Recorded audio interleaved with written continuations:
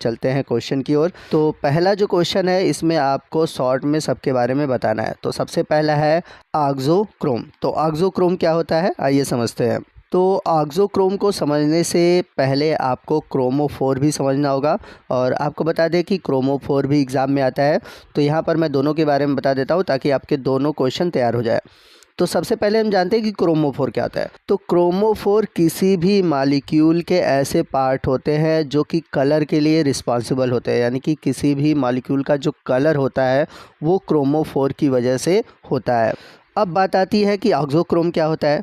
तो ऑक्सोक्रोम एक ऐसे ग्रुप ऑफ एटम होते हैं, यानी कि ऐसे परमाणु समूह होते हैं जो कि क्रोमोफोर के साथ जुड़कर उसकी जो कलर है उसको बढ़ा देते हैं। तो अगर हम बात करें क्रोमोफोर के एग्जांपल की, तो पेल येलो कलर होता है नाइट्रोबेंजीन की वजह से, और वहीं अगर आपको डार्क येलो कलर चाहिए तो उसके लिए होता है हाइड्रॉक्सिल ग्रुप। आइए चलते हैं अगले क्वेश्चन की ओर। अगला क्वेश्चन है क्रोमेटोग्राफी, जिसे हम हिंदी में बोलते हैं वर्ण लेखन। तो आइए समझते हैं कि क्रोमेटोग्राफी होता क्या है। तो अगर हम बात करें क्रोमेटोग्राफी की, तो chromatography Greek word chroma plus graphein से मिलकर बना है। क्रोमा का मतलब होता है कलर और ग्राफियन का मतलब है टू राइट, यानी कि ऐसा मिक्सचर जिसमें कि कई तरह के कलर पिगमेंट हो और उन कलर पिगमेंट को हमें लेबोरेटरी में अलग करना है। तो किसी भी लैब में कलर मिक्सचर को सेपरेट करने की जो टेक्निक होती है उसी को हम बोलते हैं क्रोमेटोग्राफी, और इस टेक्निक के लिए हम एक पेपर यूज़ करते हैं जिसको हम बोलते हैं क्रोमेटोग्राफी पेपर।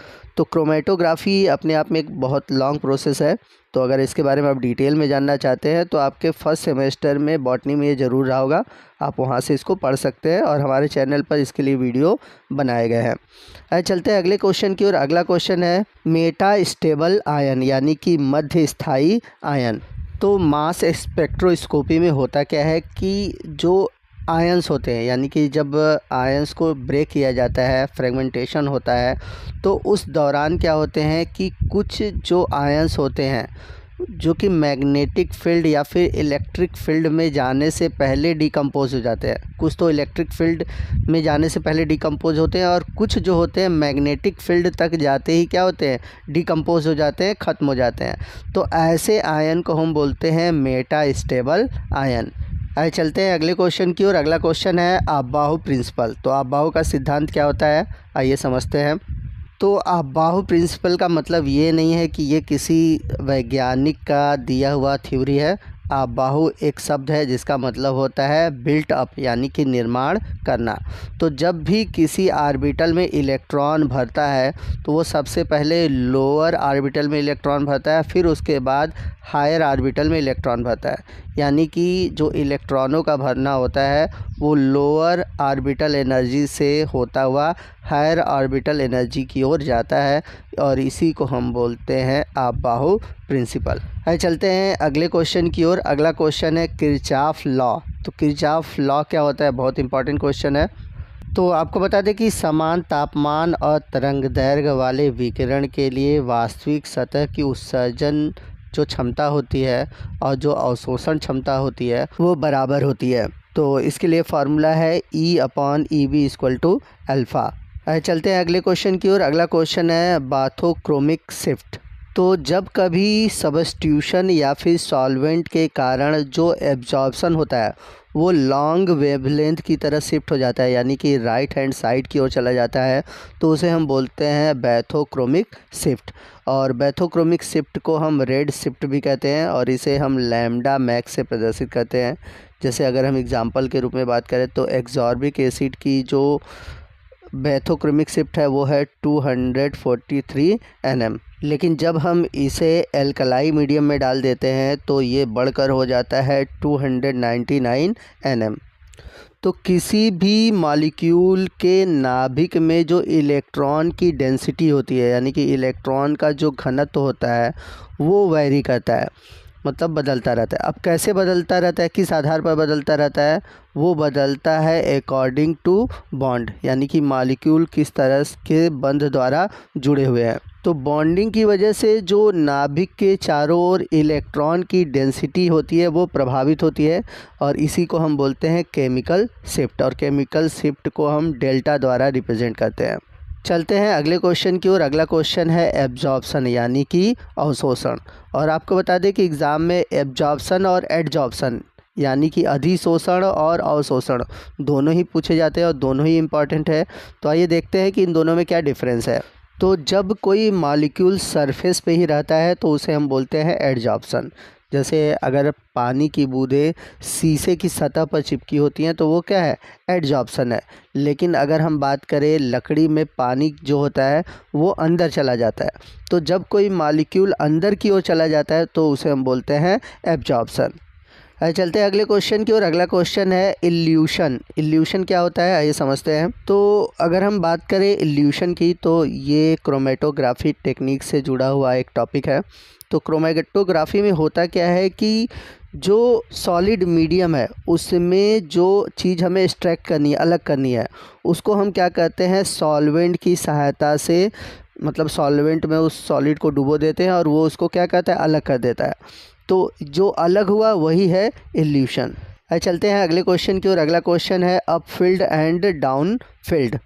आइए चलते हैं कुछ इम्पॉर्टेंट शॉर्ट क्वेश्चन की ओर। तो पहला है स्टेट हाइजेनबर्ग अनसर्टेनिटी प्रिंसिपल यानी कि हाइजेनबर्ग की अनिश्चितता के सिद्धांत को स्पष्ट कीजिए।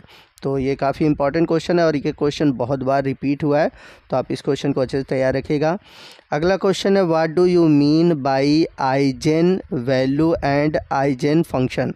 तो आइजेन मान और आइजेन फलन क्या है, इसके बारे में आपको बताना है। अगला इंपॉर्टेंट क्वेश्चन है differentiate between orbit and orbital. तो कक्षक और कक्षकों में क्या अंतर है, आपको ये बताना है। ये इंपॉर्टेंट क्वेश्चन है, ये भी क्वेश्चन कई बार रिपीट हुआ है।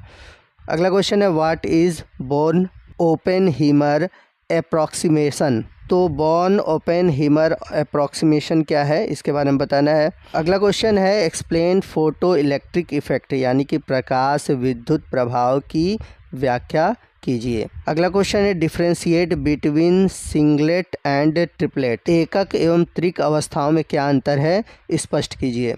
चलते हैं अगले क्वेश्चन की ओर। अगला क्वेश्चन है व्हाट इज़ आरएफ वैल्यू। तो आरएफ वैल्यू क्या है, आपको समझाना है। स्टेट हुक्स लॉ के बारे में बताना है।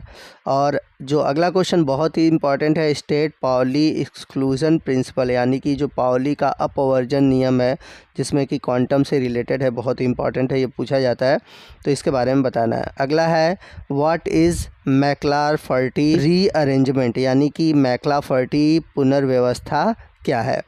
अगला क्वेश्चन है describe Slater rules and discuss their important application. तो स्लेटर नियम का वर्णन कीजिए और इसके महत्वपूर्ण अनुप्रयोग के बारे में भी आपको लिखना है।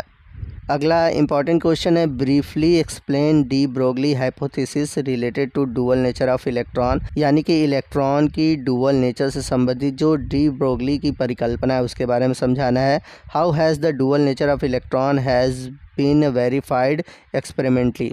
तो इलेक्ट्रॉन की जो डुअल नेचर है वो एक्सपेरिमेंटली कैसे सत्यापित की जा सकती है, कैसे आइडेंटिफाई की जा सकती है, उसको आपको बताना है। अगला इंपॉर्टेंट क्वेश्चन है what do you understand by IR spectrum, how does it help in the detection of functional group and bond distance यानी कि अवरक्त स्पेक्ट्रम से आप क्या समझते हैं, क्रियात्मक समूह एवं बंध दूरी ज्ञात करने के लिए यह किस प्रकार सहायक है।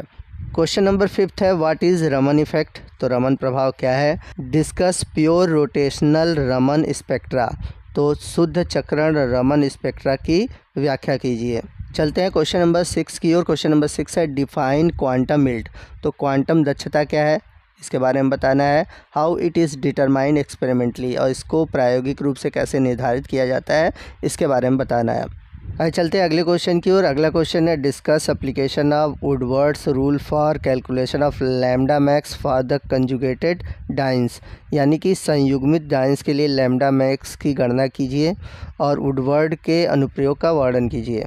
क्वेश्चन नंबर 8 है discuss application of UV spectroscopy for identification of simple organic molecules यानी कि सामान्य कार्बनिक अणुओं को ज्ञात करने के लिए पराबैंगनी स्पेक्ट्रा के अनुप्रयोग का वर्णन कीजिए। दोस्तों वीडियो में आगे बहुत सारे इंपॉर्टेंट क्वेश्चन है जो कि लॉन्ग क्वेश्चन है, तो मैं चाहता हूं कि आप वीडियो को पॉज करके जितने भी इंपॉर्टेंट क्वेश्चन है या तो उसको लिख लीजिए या फिर उसका स्क्रीनशॉट ले लीजिए और उन क्वेश्चन की तैयारी कीजिए।